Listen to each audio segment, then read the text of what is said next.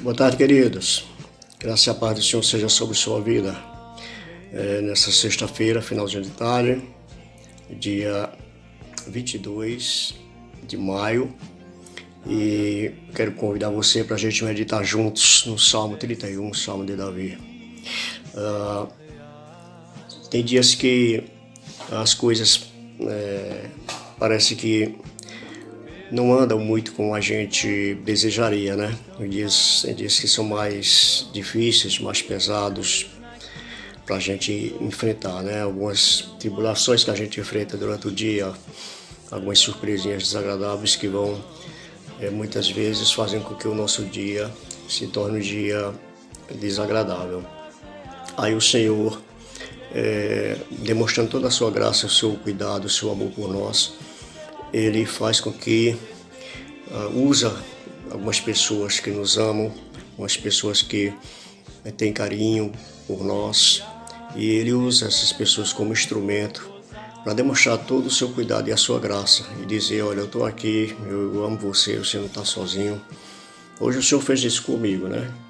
Me dando esse livro de presente. Ele está invertido aí no seu vídeo, mas é Dia a Dia com Spurgeon, Manhã e Noite, que é um devocional de Charles Spurgeon. Quem não conhece, Charles Spurgeon foi considerado o príncipe dos pregadores. Eu recebi esse presente de uma irmã muito preciosa, uma irmã que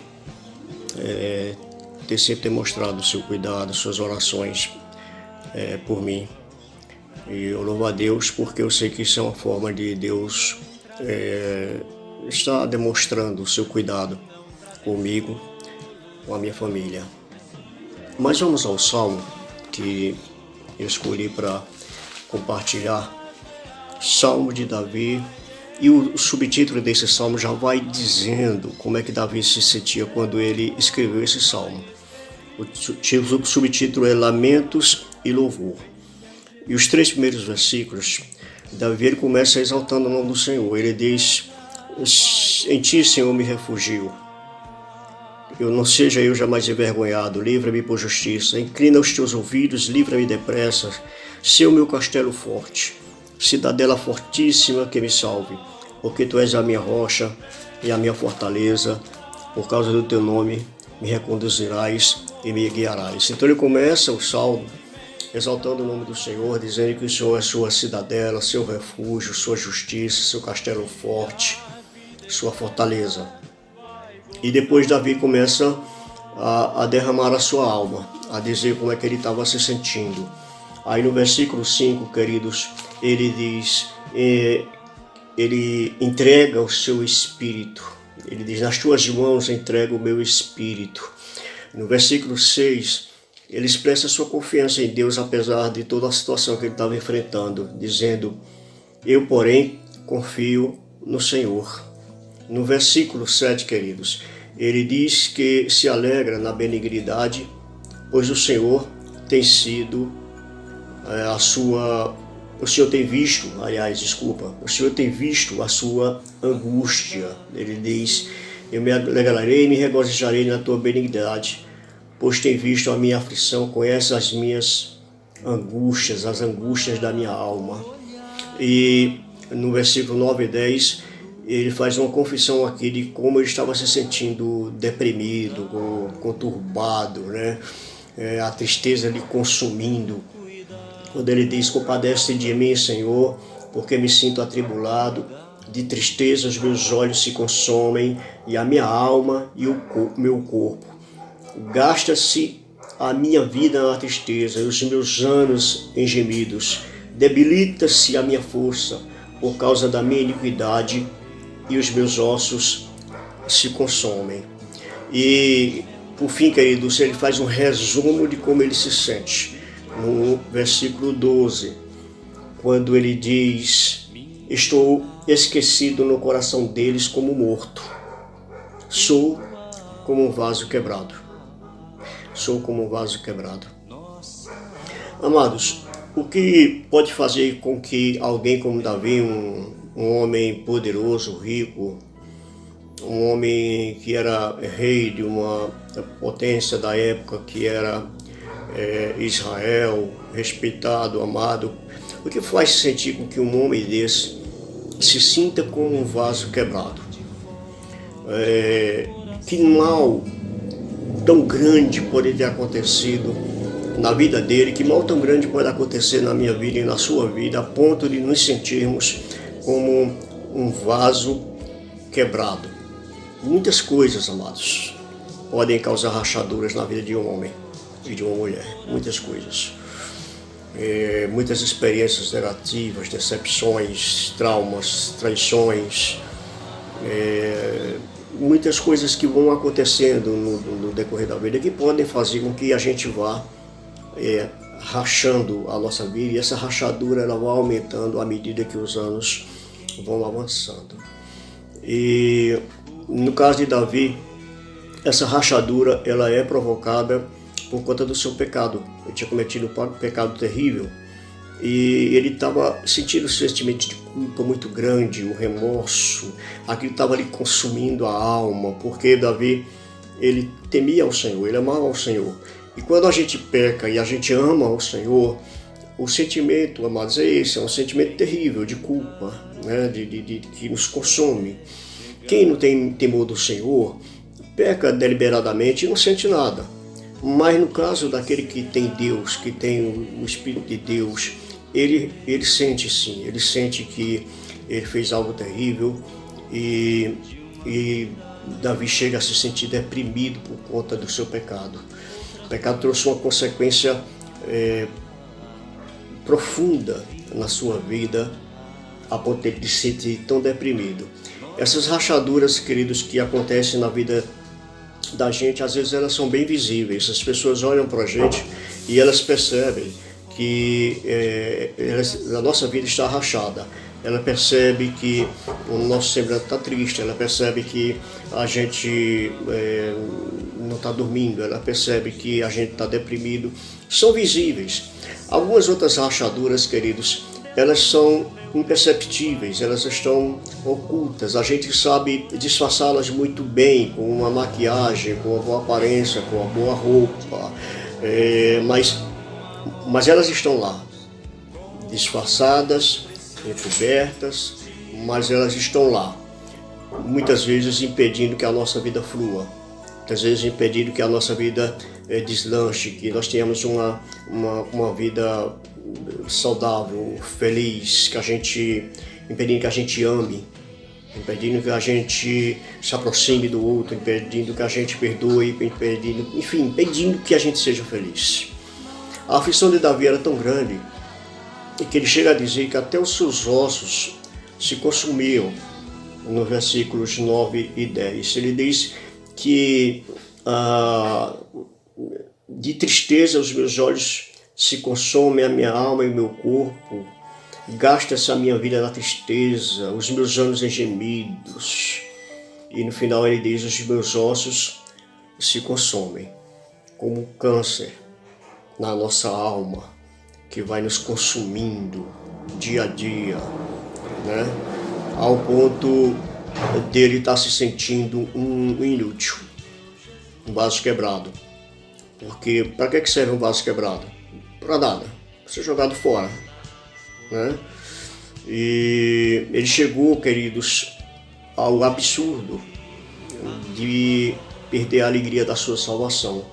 No versículo 22, ele diz, eu disse na minha pressa, estou excluído da presença de Deus. Ou seja, ele se sentiu excluído, queridos, do convívio, da comunhão, da presença do Senhor. Tem coisa mais terrível do que isso?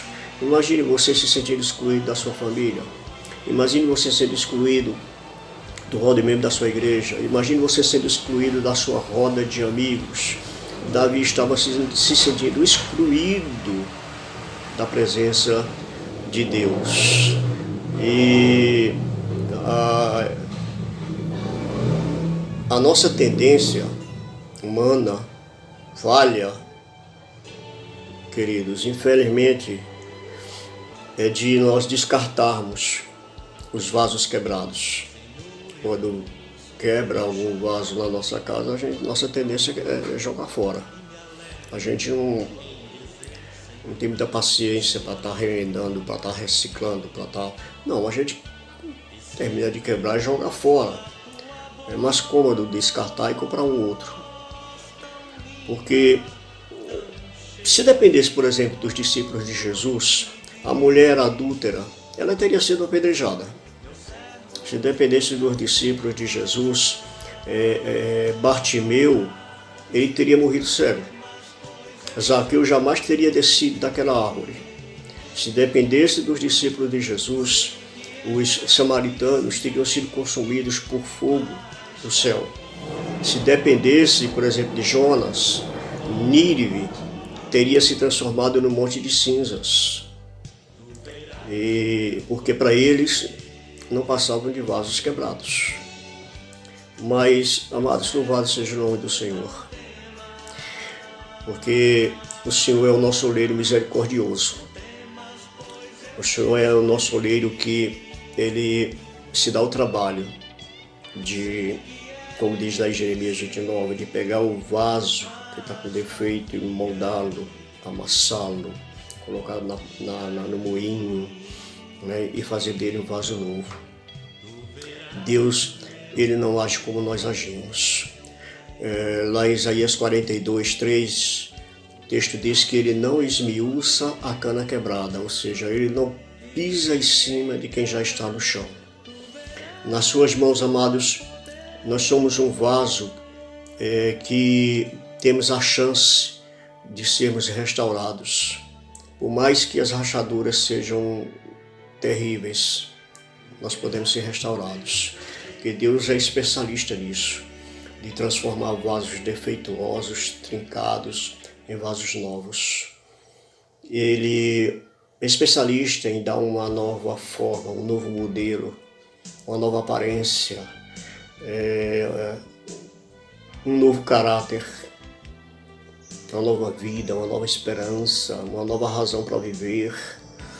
Ele é especialista, queridos, em não apenas passar uma mão de tinta e dar uma nova aparência, não, mas ele é especialista, queridos, em consertar de fato aquilo que está quebrado em nossa vida e nos dá uma nova chance de sermos felizes. E esse processo, ele pode ser um pouco doloroso e às vezes até um pouco demorado, mas, amados, ele é necessário. Ele é necessário porque tem certas coisas na nossa vida que precisam ser moldadas, que precisam ser transformadas, restauradas. Muitas vezes os nossos maus hábitos, nossa mente fechada, muitas vezes nosso coração duro, e que faz com que a vida da gente fique emperrada, né? E é por isso que muitas vezes, queridos, nós precisamos passar por essa olaria de Deus para nos transformarmos em pessoas melhores. Mas uma vez restaurados, queridos, uma vez curados, uma vez transformados,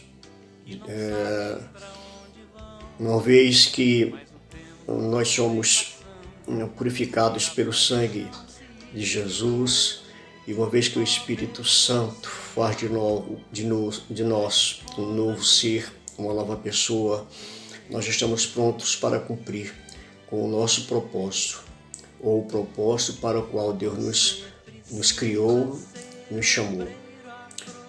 O vaso nas mãos desse oleiro não é apenas um objeto de decoração. Ele tem uma utilidade. Lá em 2 Coríntios 4, 7, Paulo diz que nós somos vasos de barro, mas contemos dentro de nós um tesouro. Ou seja, a matéria-prima, ela é barata, ela é frágil, ela é barro, mas o conteúdo é precioso, é um tesouro. é o Espírito Santo de Deus. Que Deus esteja abençoando você, meu amado, e que se você de fato estiver se sentindo assim como Davi nesse Salmo 31, entenda que Davi, ele não se entregou. Ele termina o Salmo exaltando o Senhor e dizendo que no versículo 24, dando um conselho: sede fortes e revigore-se o vosso coração, vós todos que esperais no Senhor. Seja forte, revigore o seu coração, você que espera no Senhor. Esse homem que durante o Salmo vai demonstrando tanta tristeza, tanta depressão, tanta dor, ele termina o Salmo aconselhando, queridos, que a gente reaja, que a gente seja forte, que a gente se renove, revigorize-se no Senhor, que é aquele que nos restaura. Amém? Vamos orar? Senhor Deus, Deus bendito, Deus amado, eu louvo a Ti, Deus, por essa tarde, esse final de semana que se aproxima. Tua graça, Tua misericórdia, Teu amor, Teu cuidado, Senhor Deus, seja sobre nós. Que Tu esteja, Senhor Deus, estendendo Tua mão de oleiro sobre nossas vidas. E mesmo que doa, mesmo, Senhor Deus, que nos machuque, mas eu sei, Senhor Deus, que muitas vezes Tu faz com que a gente passe por certas situações para transformar as nossas vidas e nos fazer pessoas diferentes. Nos ajuda, Senhor, a aceitar isso, para que assim, Senhor Deus, o Teu trabalhar em nossas vidas, Senhor Deus, venha mais tarde trazer frutos benditos e assim podemos ser usados por Ti como instrumento da Tua graça. Em nome de Jesus, Pai. Amém. Amém, querido. Amém, amado. Receba a bênção de Deus sobre a sua vida. Que a graça do nosso bom e amado Deus e que o amor de Jesus Cristo, nosso Senhor e Salvador, que a comunhão, as consolações e o poder do Espírito de Deus seja sobre esta vida, sobre esta família, agora e para todos sempre. Amém, amém. Deus te abençoe. E até domingo, domingo pela manhã, se o Senhor assim nos permitir. Um abraço. Os mais cheios de palavras vãs, que grande